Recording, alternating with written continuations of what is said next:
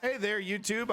I'm feeding my beautiful baby boy who is not taking no for an answer right now. Needs his milk, so he's getting lots of milk.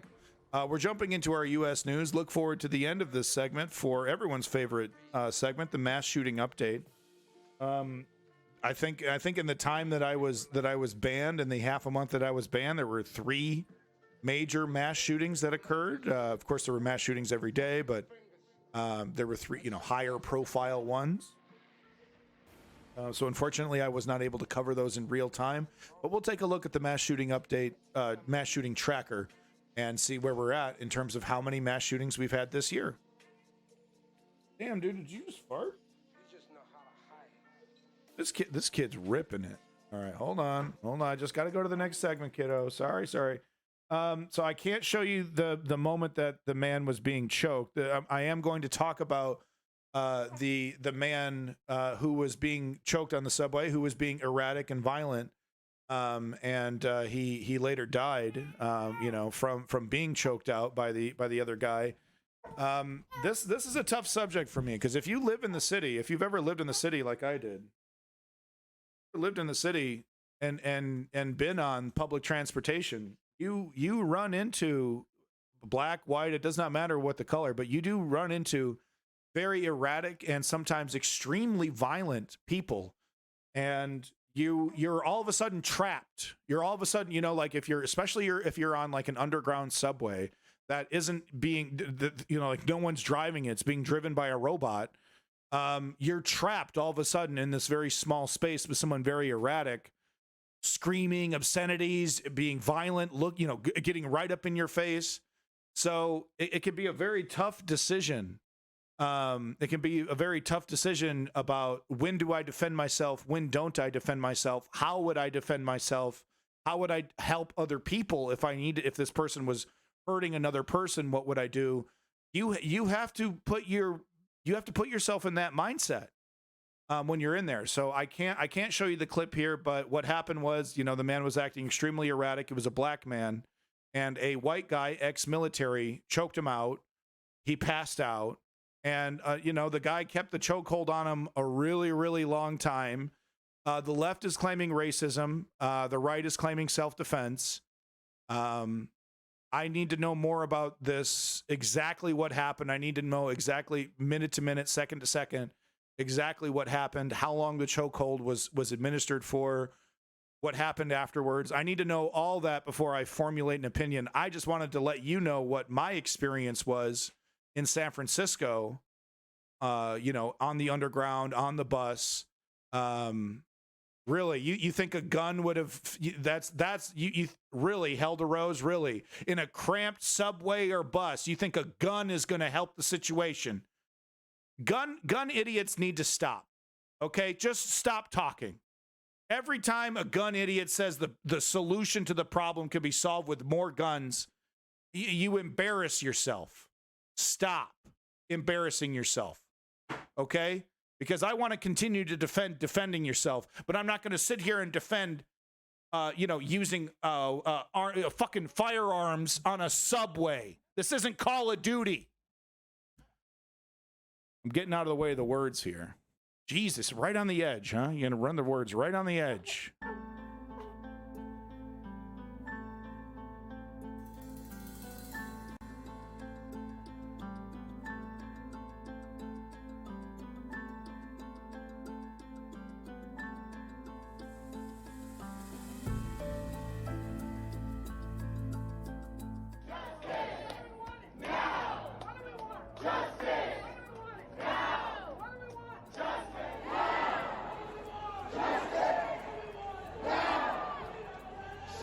So that's interesting. He was just screaming about being hungry and thirsty, but not physically assaulting anyone.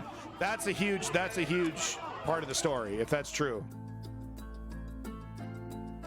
Yeah, if he was being loud and belligerent, but he wasn't like getting in people's faces. Jordan Neely! Yeah. Jordan Neely!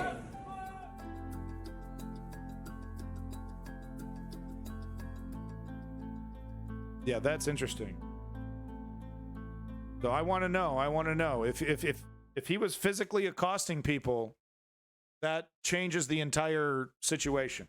If he was just yelling and screaming, but not physically touching, or hurting anybody, then yeah, that changes the entire situation. It really does. So I'm going to, hopefully we'll get more information coming out in the future, about this, and hopefully we'll get more details, and I'll be sure to cover it in a future segment. Because yeah, I mean, it's not self-defense because you don't like a guy screaming and yelling. Now, if the guy's screaming and yelling, spitting, pushing you, getting up in your face, I'm going to beat your ass, I'm going to put my, I'm going to do this, I'm going to do that, calling you every word, like, that's different, right? But if you got a guy, which is what happens, unfortunately, in the city, you see it almost every time you get on the damn subway in San Francisco, every time you get on the bus, some guy just starts crying and wailing and screaming and yelling, and he's not yelling at anyone in particular. He's just yelling and screaming, and yeah, I don't agree with the neoliberal solution either to homelessness, which is just basically ignore it, apply Band-Aids, and don't really do anything about it. Let me tell you, the Democrats have failed San Francisco. They have failed San Francisco. That is not an endorsement for the right wing solution, which is just more cops and treating people less like human beings. But let me tell you, the neoliberals have let the homeless situation get completely and wildly out of control in San Francisco. That is a fact. And that it's the same in LA, it's the same, and it's like all these lefty places, right? But all these right-wing places that have homeless issues as well, their solution of just being hardline, don't offer any help, that isn't helping anybody either. Here's some bootstraps, you dummy. Oh, why don't you just get a job? Yeah, that doesn't work like that, jackass. And the liberal solution of just barely doing enough that, to ensure people aren't, literally, bleeding out and dying in the street. But that still happens, but less, an ambulance will show up eventually. The Republicans are like, oh, don't even call an ambulance. Just call a goddamn garbage man. Throw him in the dumpster. That's not a solution either. All right, so moving on here. I love this. This guy's hilarious and funny. Going around to an anti-abortion rally, trying to get people to sign up, for adoption. Let's get secret agent man. Look at this guy. Look at this guy. You dress in public like this, man? What did you fall out of a time machine? Where do you even buy your clothes? Who sells clothes like that, man? I swear to God, you got to go back to the motherfucking Sears Warbook era to be getting these clothes. What the fuck are you dressing up like this? And you expect to oh yeah, a woman needs to follow my edict. A woman, yeah, and I'm part of the master race. I solve crimes in my free time. You gotta follow me. You gotta follow my word, my God's word. This is what religion empowers freaks like this to impose their will on other people. Tells them that, by doing this, you're right, you're sanctimonious, you deserve it. You deserve your place in heaven for all the hard work that you're doing, being an asshole to everyone you run into, trying to convert them into your little cult. About an application for you to adopt. Look at this guy, man. Hello? Hello? Look at him. What the fuck? What the fuck? He thinks he has a right to tell women what to do with their bodies. This guy, Alfred E. Newman's, incel brother. Look at him.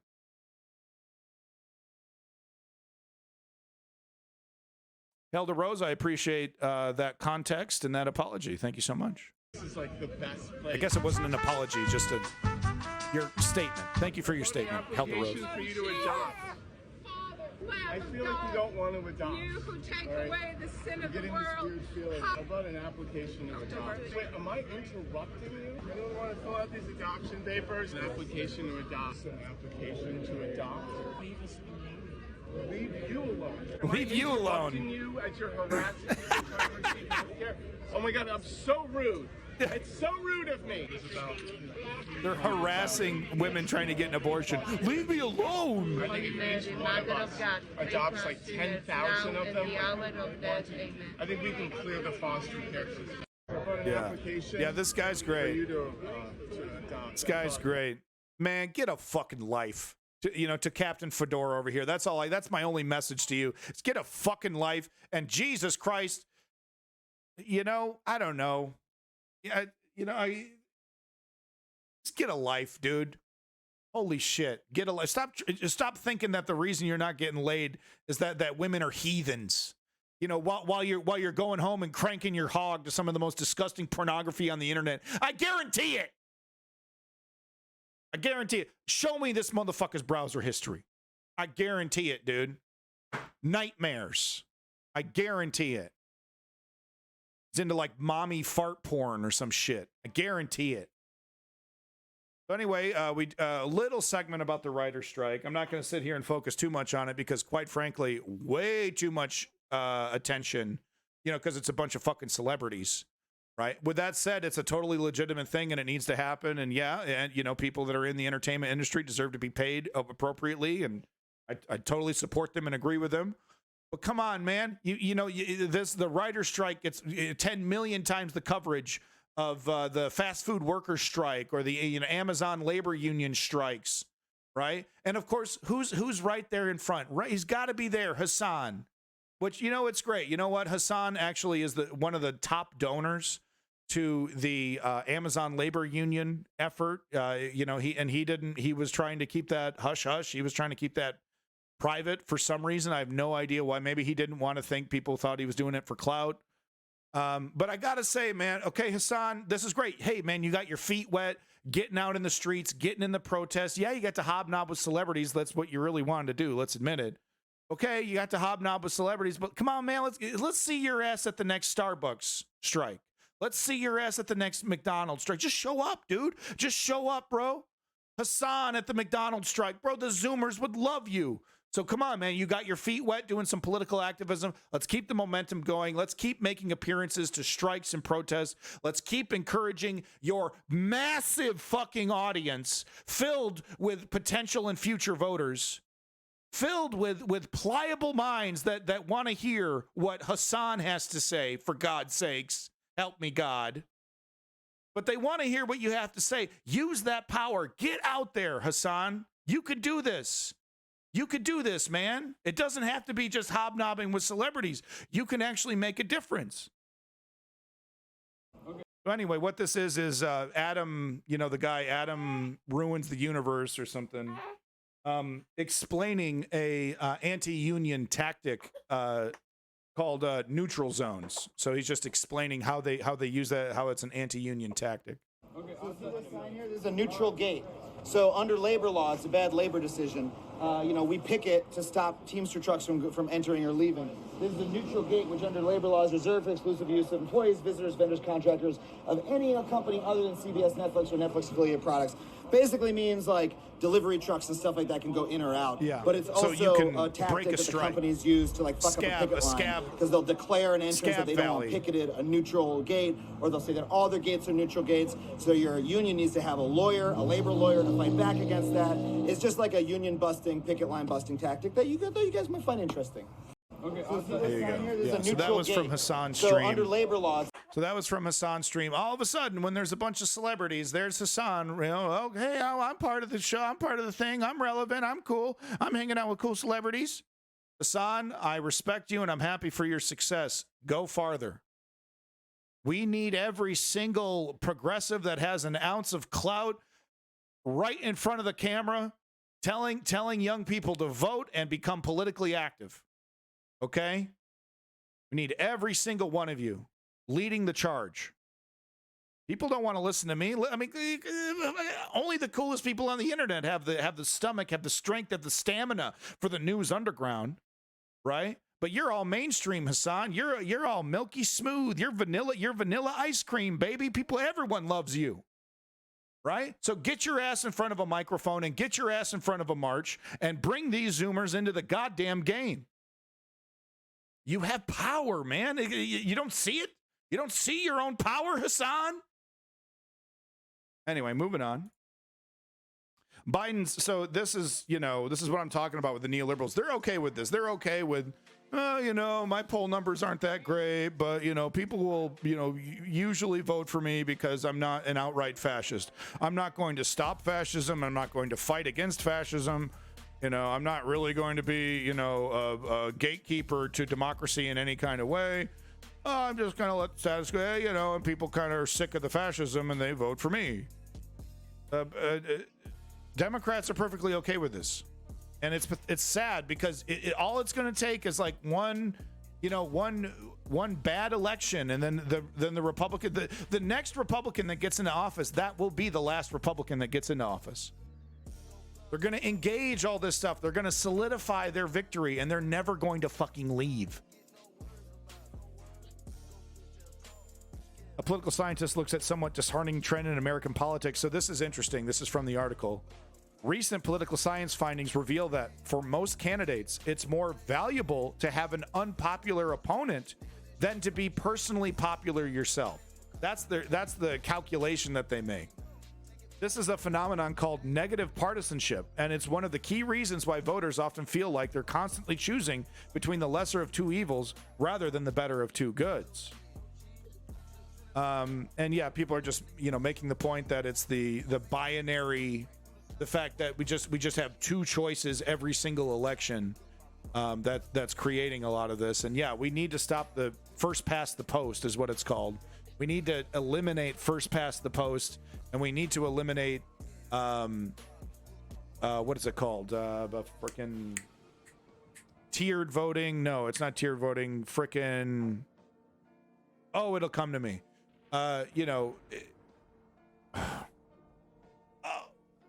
What's it called? What is it called? What's it called? Someone help me out. When you're voting, but you can choose different candidates. Like you can choose your primary candidate, and if the primary candidate loses, your vote then goes to the next candidate of your choosing. It's killing me. It's right on the tip of my tongue. Anyway, it'll come to me. But that is the kind of, we need to remove first past the post and implement voting systems like that are tiered so that your vote does not get wasted, right? So that your vote counts, towards the ranked choice. Thank you, Clutch Cargo. Boom, Clutch Cargo. I don't fuck with you. Woo! Thank you, Clutch Cargo. Big props. Thank you, Clutch Cargo. Ranked choice voting is what I was looking for. Ranked choice voting, you pick your primary candidate, you're hardcore lefty progressive, right? You're like, doesn't have much of a hope, but this is the guy I actually want. This is the person I actually want. Let me correct it. This is the person I actually want. Hey, that person loses. Well, my vote then goes to the second best candidate, maybe the more milquetoast corporatist candidate that the mainstream liked more. All right, we'll get him there. It removes this concept of wasted votes, and it removes this ability for the left or the right to say, hey, if you're not voting for my party, then you might as well not even participate because your vote is meaningless. So that's what installing ranked choice voting will do for you. I wanted to show this here. I know this is actually this is more Switzerland news, but it is relevant to the United States because of exactly what I was just talking about. Hey, buddy. Exactly what I was just talking about. Right. Swiss lawmakers agree to ban bonuses at too big to fail banks. Folks, there are solutions to these problems that keep occurring. So one problem we have in the United States are too big to fail institutions. We have institutions where, they will go completely hardcore bankrupt because the leadership was totally shit, and that person gets to leave with a big fat golden parachute for doing the great job of running this business to the ground and getting a bunch of people unemployed, and that person gets to run away with his big fat golden parachute, right? That's your reward for in some cases with these financial institutions, they're not just screwing over them, their own employees and their own customers, they're screwing over the whole country, and they get to leave with multi-million-dollar bonuses. So Swiss lawmakers, are in talks. I don't think it's been codified into law yet, but Swiss lawmakers agree to ban bonuses at too big to fail banks. I just wanted to show that. I don't have time to get into it. I just wanted to show that, yeah, folks, we do actually have solutions to these problems. Don't let the mainstream gaslight you and convince you, oh, these problems are so intractable, they're so impossible. We just don't have solutions to any of this. We can't do anything. Just give up. Just give up and accept your corporate slavery. Look over here. Look over here, some partisan horse race bullshit. Don't look at the substantive issues. Just remember that we actually do have solutions to these problems. Okay, it is not completely impossible to fix these problems. I wanted to show this here because there has been some major financial chaos happening. Banks have been failing frighteningly, and we might see in the next couple days, couple weeks, another, crash. Who knows, right? They were able to avert the last one with more, with quantitative easing. And of course, they're going to try to bail out these institutions as well. But you can only bail out so many. The whole thing is dependent on confidence. The whole thing is dependent on confidence. So, if the government is bailing out institutions, but more institutions are still failing, well, there you go. Confidence out the window, and you got yourself a major financial disaster right there. I want more stimulus checks. Yeah, wouldn't that be nice? The government bails the people out. That's the last thing they do, isn't it? Isn't that great how that's the last fucking thing that they do? Bail us out. Davey, just kidding. Oh, what do you think the stimulus checks caused the inflationary crisis that we saw? Those that $1,400 that the government sent out? Please. Yeah, that's why we have all these issues. The government gave us a little break for a moment during a massive crisis. In March, the US suffered a series of bank collapses. The market will fix itself. Two relatively large banks, Silicon Valley Bank and Signature Bank, collapsed in the space of a week, prompting fears of a 2008-style financial crisis. However, a month or so later, it looked like a crisis had been averted. The Federal Reserve extended its deposit guarantee, which basically means that the Fed promised to give money to anyone who needed it, and everything seemed to calm down. However, in the past few weeks, it looks like America's banking crisis has restarted. Last week, First Republic Bank collapsed, and shares in a whole load of smaller regional US banks are falling at a rapid rate. So in this video, we're going to look at what caused America's slow-moving banking crisis in the first place, why First Republic collapsed earlier this week, and what might happen next. Hint, no one knows for sure, but things don't look great.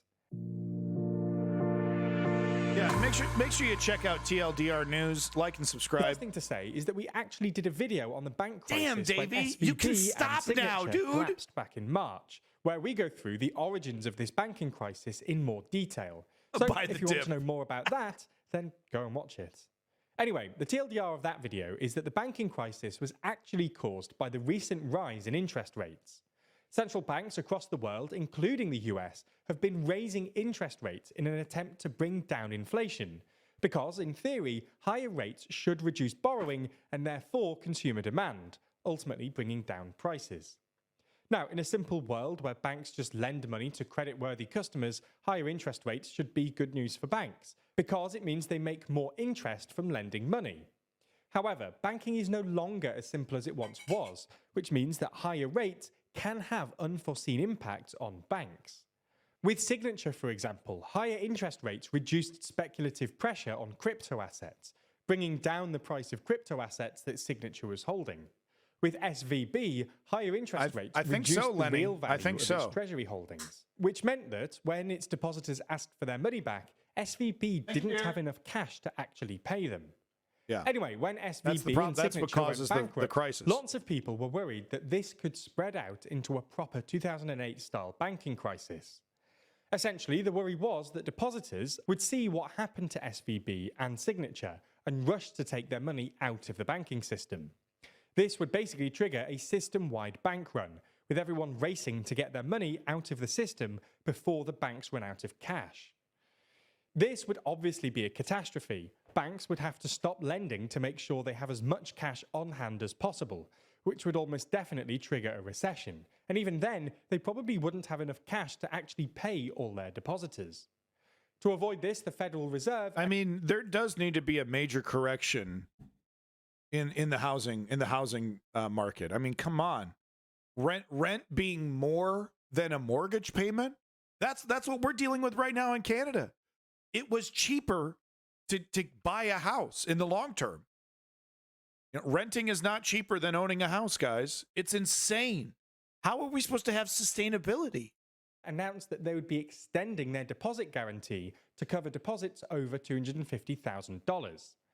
Here, the Fed were basically trying to stem the bank runs by basically telling people that they didn't need to worry about taking their money out because the Fed would pay them back, even if their bank went under. However, this guarantee only applied to certain larger banks, which put pressure on smaller banks as their customers desperately shifted their money to these better insured larger banks. One of the worst affected was First Republic, which lost $100 billion, representing over 50% of all their deposits. First Republic's collapse was temporarily averted when a consortium of private banks, led by JP Morgan, agreed to bail them out with a $30 billion cash injection. But this wasn't enough, and on Monday, the bank collapsed. Since then, a whole load of other smaller banks, mostly regional ones, have started showing signs of distress. We're not going to go into specifics because, well, unless you know a lot about regional banks, it's not that informative. But the headline here is that regional bank stocks have been falling fast as depositors race to withdraw their money. So what's going on here? Why are all these mid-sized regional banks suffering? Well, there are some contributing factors. The Fed is slowly withdrawing support for certain bits of the credit market, which mostly affects banks, and further interest rate hikes look more likely than they did a few weeks ago. There's also the risk of debt ceiling-induced US default, and regional banks are particularly exposed to US commercial real estate, like office spaces, which is looking a bit shaky at the moment. But ultimately, this looks like an old-fashioned bank run. Depositors are worried, and they're racing to get their money out. Now, bank runs are always self-perpetuating, because as more people withdraw cash, the likelihood of the bank running out of cash increases, triggering further withdrawals. This is that confidence I was talking about. Has been accelerated by two things. First, because most banking is now done online, it's easier than ever to withdraw your money, which makes bank runs that much faster. Second, the process is accelerated by short sellers. Yeah, Helder Rose, they're trying to keep the cat out of the bag. You know, that's why JP Morgan's like, yeah, here's 13 billion. Yeah, sure. They need confidence. It's the number one currency on this market. See the beginning of a bank run and then bet against the bank, which pushes down the value of its shares and makes a default more likely. So you get the idea. It's an old-fashioned bank run. But in the modern world, bank runs happen astonishingly fast, which makes them way harder to deal with. So what happens next? Well, no one knows for sure, but as we see it, if things continue to go downhill, the Fed has basically two options, and neither is great. Option one is to extend its deposit guarantee further to include money. basically all US banks. While this might Hundreds of stem the trillions. crisis, it's a de facto nationalization of the banking sector, and it creates enormous moral hazard. In other words, if banks know that the Fed will cover them if they go bust, they've got no incentive to be careful with their lending. Thank you, which means Kronos. they'll You're a start good taking dad. crazy risks and lending to bad businesses, which would be bad for the economy. Alternatively, the Fed could impose stricter reserve requirements. In other words, banks would have to hold more cash in reserve to better protect against bank runs. While this might be a sensible reaction to the fact that bank runs now take That's hours what they should instead be of forced to weeks, do. it's more of a long-term solution, Yeah. and it probably wouldn't solve the immediate crisis. No. This would also lead to an economic slowdown, because more reserves means less lending from banks, which means less money and less growth. So, all in all, things aren't looking great. If you made it this far, you'll definitely enjoy the Modern Conflict series. There you go. TLDR right there. Kind of giving it to you straight, keeping it real short and simple. A very, they do such a great job of taking these incredibly complex subjects, breaking down the different elements, kind of explaining, X, A through Z. So I really enjoy TLDR. Make sure you like and subscribe. Love that coverage. But yeah, I mean, I think no one can predict, especially now with all this new technology that allows these oligarchs to, with a flip of a switch, shut down the market or manipulate the market in a million different ways. This is the issue. They think they have control over this. It feels like they have control over this. What is happening is, once they run into that problem that they can no longer control, it will likely be quite a intractable situation that will cause a lot of pain and suffering for a lot of people. Of course, not the rich. They're going to inoculate themselves, insulate themselves, right? But a lot of pain and suffering for the middle class. So, general advice: diversify. Don't put all your eggs into one basket. Another piece of general advice: do whatever you can to get in. And I know that people are going to roll their eyes, but you got to do whatever you can to get some real estate immediately. And unless radical changes happen to the real estate market to decommodify the real estate market, which, no one wants to have that conversation. How do we make it so homeowners have less value in their home? Beg, borrow, steal. But don't try to get yourself out of this situation of renting, and don't fall into this trap of, I'm going to rent for the rest of my life. Go out somewhere less expensive and buy the house. Like it sucks. We have to. Things are not going to get better fast enough, right? For you to wait this one out is what I'm trying to tell. Millennials, Zoomers, and the Alpha generation, not to give up hope. Do whatever you can to make change in this, but the fight is incredibly difficult because the fight is to decommodify real estate. And that is, man, you're not only up against the corrupt government, but you're up against millions of homeowners that all they want to see is their home value rise. They do not care about what that does to the rest of society. They just go, I'm making so much money on my investment. It looks great. That's the brutal fact of it. You don't have a lot of homeowners like me who are, who understand how I would like my kid to own a house one day. I don't want the value of my house to just grow and grow and grow like some infinite corporate investment. I understand the societal danger that has, but most homeowners don't give a shit. They do not fucking care. They need to be outvoted. They need to be. That's the only solution. So there you go. That's my economy update. Really, we're going to move it on into our mass shooting update here. New York Times Sunday Review page, I guess last Sunday. But authorities said the gunman was able to obtain the weapon legally. This is in Uvalde. Authorities said the government was able to obtain the weapon legally. This was in Buffalo. Authorities said the government was able to obtain a weapon legally in Boulder, Atlanta, Dayton, Ohio, El Paso, Virginia Beach, Thousand Oaks, Pittsburgh, Parkland, Florida. Some of these sound kind of familiar, don't they? Sutherland Springs, Las Vegas with over 60 killed. Orlando, Florida, Rosenbergs, Oak Creek, Wisconsin, 9 killed, 60 killed, 26 killed, 17 killed, 11 killed, 12 killed, another 12 killed, 23, 10, 8, 10, 10, 21.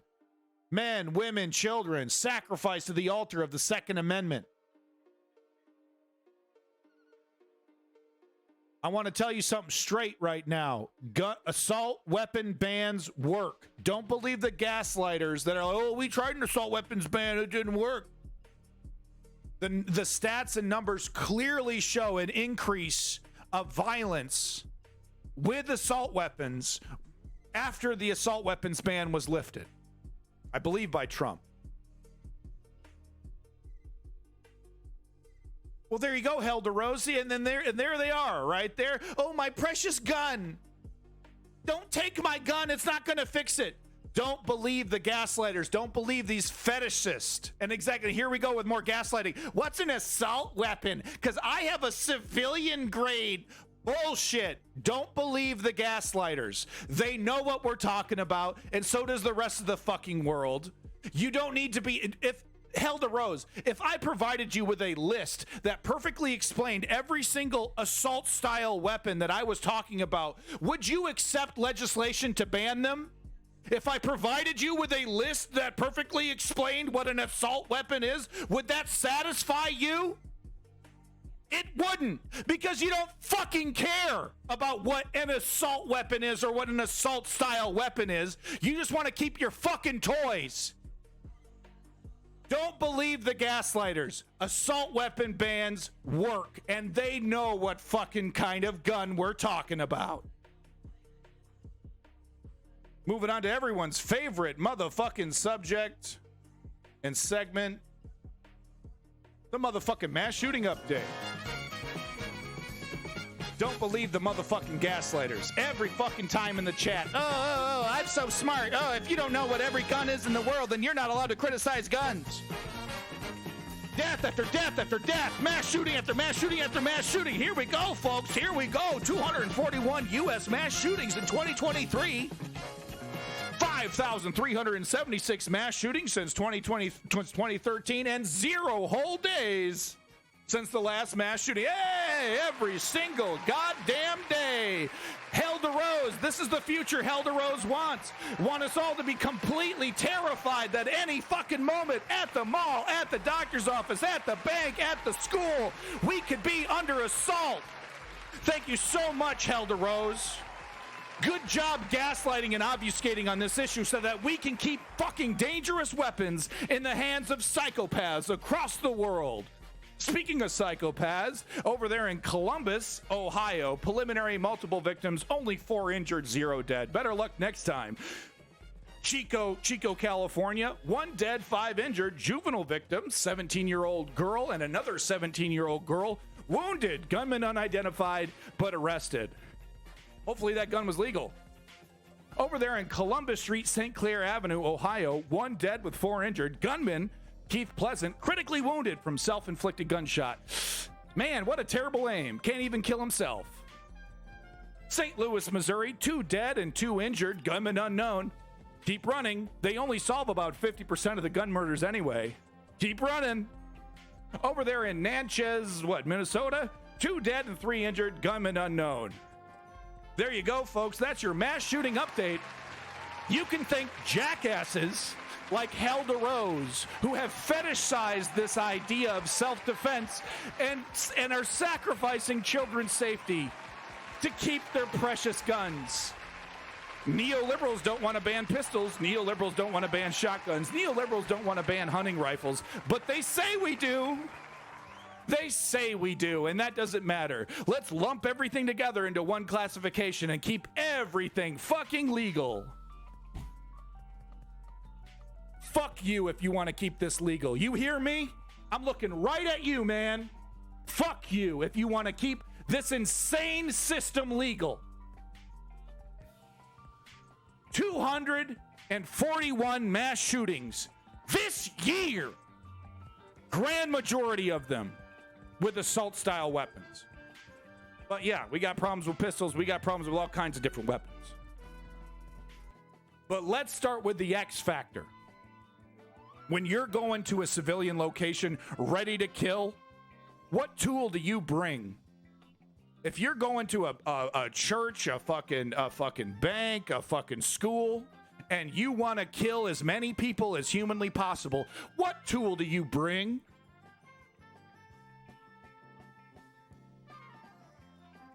Don't bring your gas. Oh, you're the victim. Fuck you.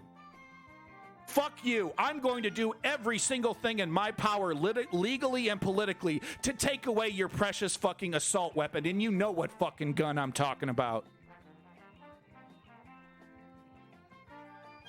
You know what fucking gun I'm talking about. So stop playing the victim and gaslighting for the NRA to keep guns in the hands of psychopaths. Get the fuck out of here. Get the fuck out of here.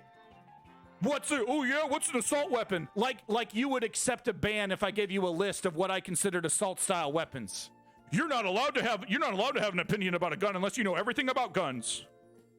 Get the fuck out of you. Think you're clever? You think I haven't run into that argument before? It's bollocks, it's trash. Throw that shit in the garbage. Assault weapon bans work.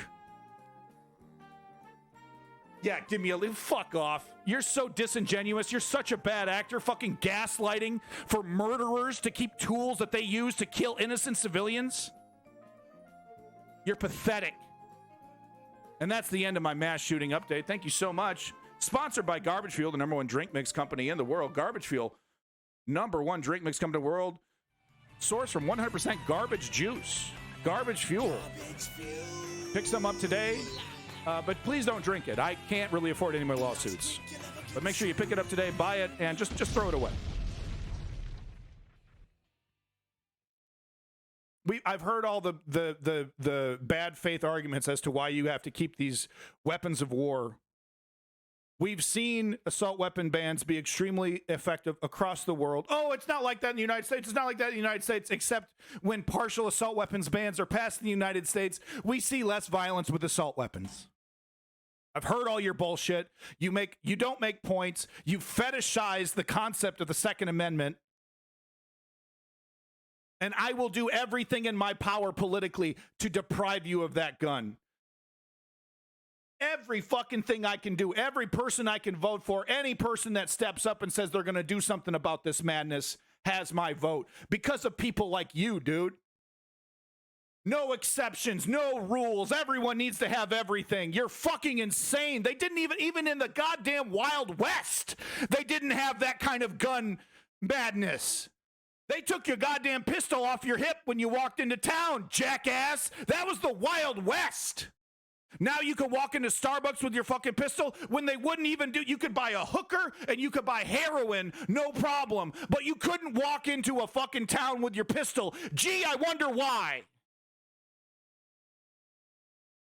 So don't give me your fucking nonsense. I've heard every single stupid, ridiculous, bad faith argument when it comes to defending the fucking so-called Second Amendment. No one wants to talk about that well-regulated part of the quote, do they? Oh, yeah, Second Amendment says I can own a tank. You're fucking insane. And I will do everything possible to make sure that that shit is well-regulated. Enjoy it enjoy your gun anarchy while it lasts. Because the United States won't stand for it. Hopefully, eventually. Like you do. Like you do. Your version of well-regulated is give everyone an assault weapon. Oh yeah, you know the solution to that, choking it. You know, if someone had a gun on the subway, that would have fixed that choking out problem. Who to shoot? What? The black guy screaming or the guy choking the other guy out? Who's making that decision? Is he going to go to jail? Is he defending himself? If the black guy dies, does the guy who shot the white guy, is vindicated? But if the black guy lives, the guy who shot the white guy is a homicidal maniac. Yeah, that'll fix it. More guns. Oh, more guns. You gun fetishizing anarchists are ruining the country. You're ruining the concept of peace and safety. Moving on over to Ukraine. Thank you so much, YouTube.